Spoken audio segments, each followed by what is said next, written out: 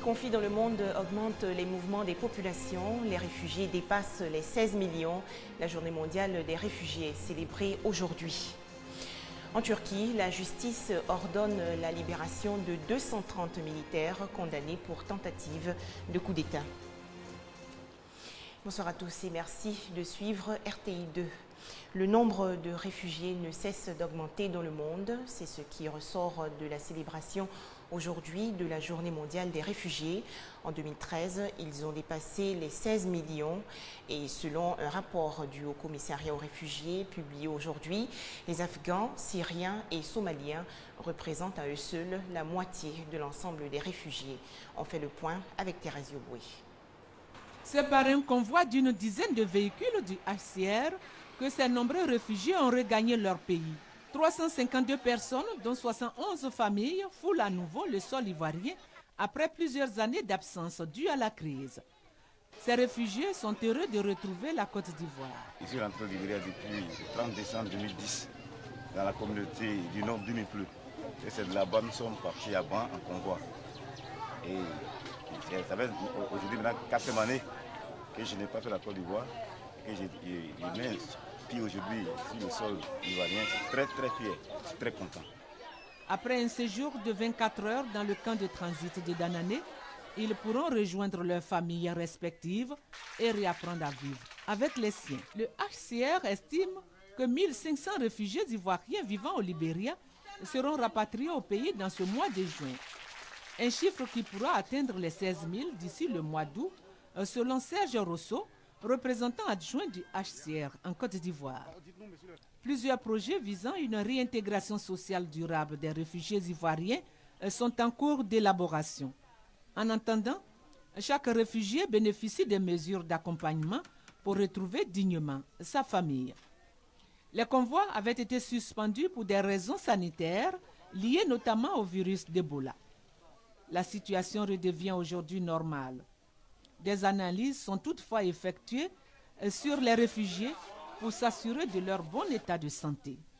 Un vaccin leur est également administré. Les populations du V-Baoulé prônent l'unité pour favoriser le développement de la région. La communauté baoulé résidant à Abidjan s'est réunie récemment à la Bourse du Travail dans la commune de Trècheville. Il s'agit ici de faire du V-Baoulé une vitrine de développement. Serge Gongoumé. Retrouvailles des ressortissants du Grand V Baoulé à la Bourse du Travail. Ces filles et fils du centre de la Côte d'Ivoire résidant à Abidjan entendent à travers cette rencontre renforcer l'unité en leur sein. L'unité par une réconciliation sincère afin de poursuivre ensemble les projets de développement de leur région. J'ai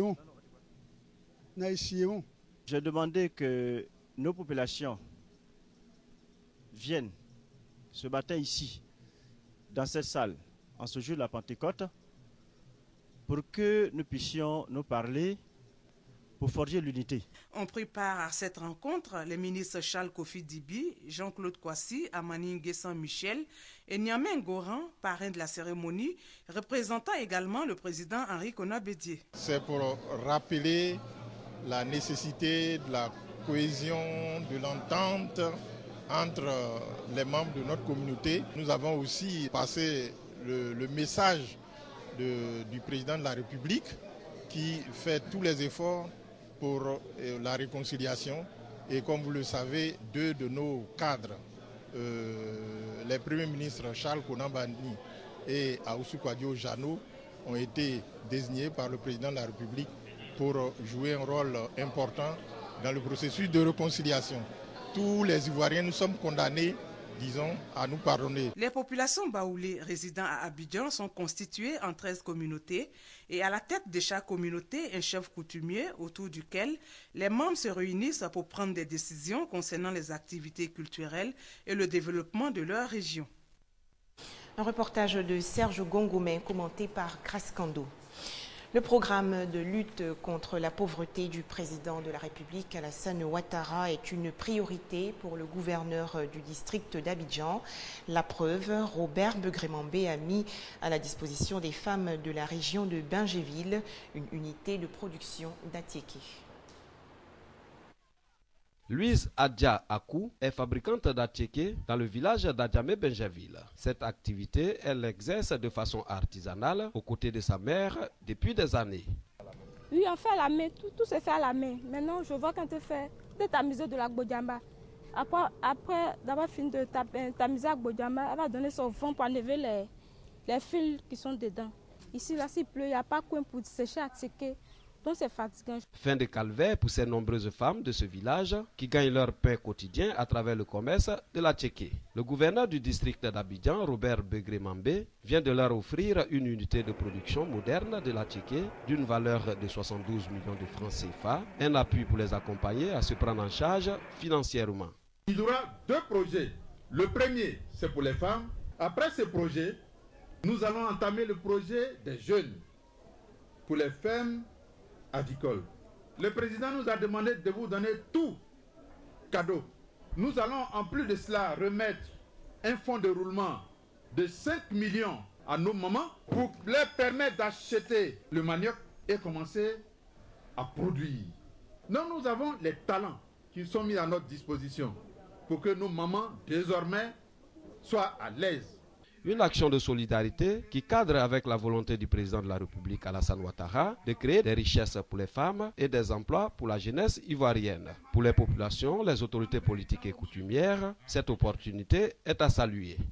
Il y a longtemps, nous avons souhaité avoir un truc comme ça parce que nous sommes fatigués. On a vieilli, on ne peut plus faire le travail d'attiéké. C'est un travail qui est très difficile. Donc aujourd'hui, c'est une joie pour nous, c'est une fête pour nous. On remercie le président de la République, on remercie le gouverneur du district. Après Adjamé-Benjaville, ce sera le tour des villages de Brofodoumé, Mputo et Ebimpe de recevoir leurs unités de production de l'attiéké. Un projet de lutte contre la pauvreté dans le district d'Abidjan qui coûtera plus de 400 millions de francs CFA. C'était les précisions de Douad de Lazer. La Côte d'Ivoire aura un candidat au poste de directeur régional de l'Organisation mondiale de la santé pour l'Afrique.